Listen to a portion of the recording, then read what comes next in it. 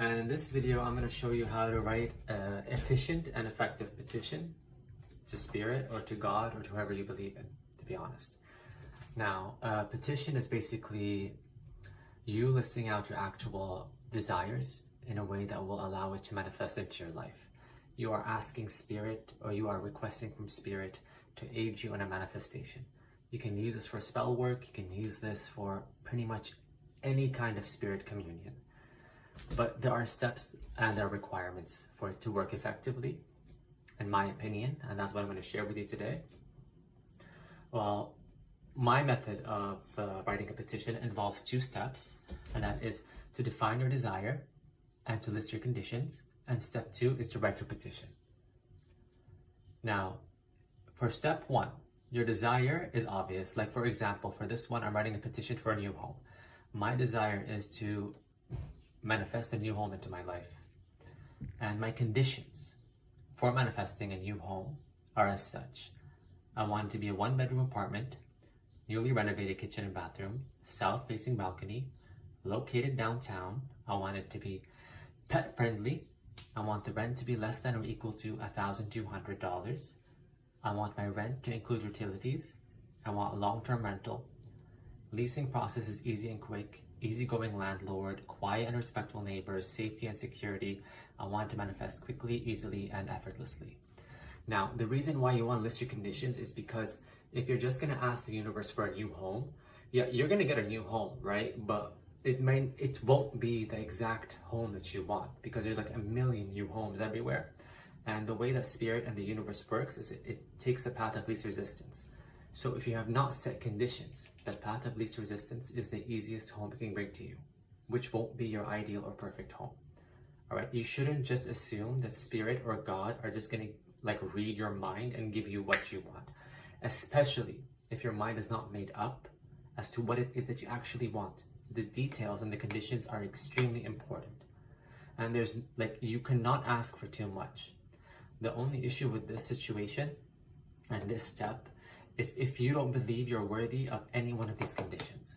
That's when you remove them or change them so that your heart is in the right place and you feel like content and okay with what you're asking for. But sorting out your ideas here is really, really, really important. And this right here is what will be the foundation and the basis of your actual petition letter that you're gonna write. Okay? Now, I've listed out all my conditions. I'm happy with them. And I could go on and write more and more and more, but these are the ones that are like, honestly, the most important ones to me. And I don't mind if like the universe surprises me with anything else. These just have to be included in my new home.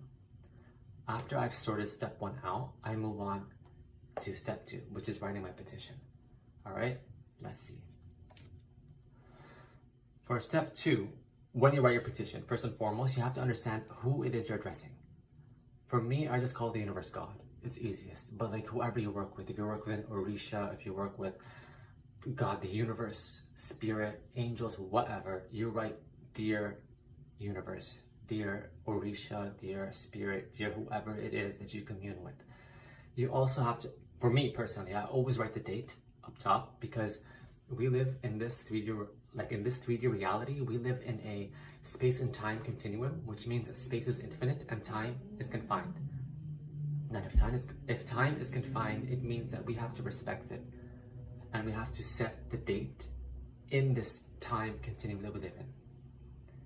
On this date here today, I am requesting this said desire, and I wrote it to my God, and then I move on and I write my actual petition. Not in such a way where it's just bullet points, but in a way where I'm weaving in my emotions and my gratitude. Like with each one that I write, I make sure I say I am grateful, and I feel it in my heart. And I write it in this method. I write it in sort of affirmation methods, which makes it easier, right? I will take my bullet points and just convert them to affirmations over here.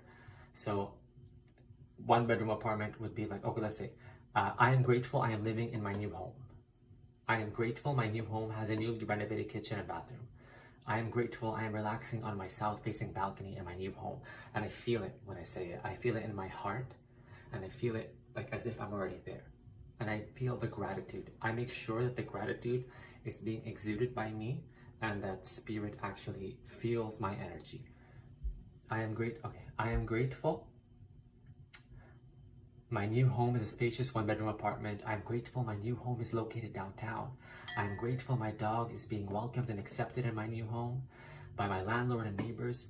I'm grateful I am paying less than $1,200 for rent in my new home. I am grateful my rent for my new home includes utilities. I always reiterate, I am grateful, and always reiterate the actual baseline desire that I want. My new home. That's the most important thing. And within I am grateful and my new home, I would weave in my conditions. Let's move on. I am grateful my new home is long-term rental. I am grateful my leasing process was easy and quick. I am grateful my landlord for my new home is easygoing and understanding. I am grateful my neighbors in my new home are quiet and respectful. I am grateful I am safe and secure in my new home. I am grateful I am loving my new home. I am grateful my new home came to me easily and effortlessly. I am grateful my new home serves my highest good and purpose. Now, the reason I go over and over and over with I am grateful my new home, I am grateful my new home, is because it's like you can never ever go too hard with gratitude when it comes to spirit, and you can never ever go too hard with actually emphasizing what it is that you request, that you desire, that you want to manifest. You must sharpen your intent like a razor's edge, and you have to know it with every freaking cell in your body. And this is how I do it, and it always works for me this way. This is a very powerful way of writing affirmations, a very powerful way of writing petitions to God. Honestly, with this way, I create sigils as well for spell work, and it works so freaking well. I invite you to at least try this method once, all right? Because it really does work. And yeah, see, this is step number 3, which is writing actual affirmations here, or your actual conditions, including your desire. And step 4 for this one would be to write your name, your full name, all right? You gotta say it with your chest. And you give your signature. And again, you write the date over here. You are respecting the space-time continuum, and you're telling God that I want to manifest this in the 3D realm. I don't want this in the astral realm. I want this here, all right? And you should never ever worry about asking for too much or asking for too little. You are allowed to ask for whatever you want. The only issue that you may have is you feeling worthy and deserving of what it is you're asking for, okay? And also this method, I invented it, I am grateful I am. I call it the IAGIA method, I-A-G-I-A, and honestly, I use this all the damn time. Like, I write insane affirmations. I'm just gonna show you my other book with my affirmations, and you can judge for yourself. Let's see. Like, I go hard with affirmations, all right? Like, I go freaking hard with them, and I always write them in the I-A-G-I-A method. I am grateful, I am. And it always brings me the most effective, efficient, wonderful results. And I just wanted to share this with you here and now.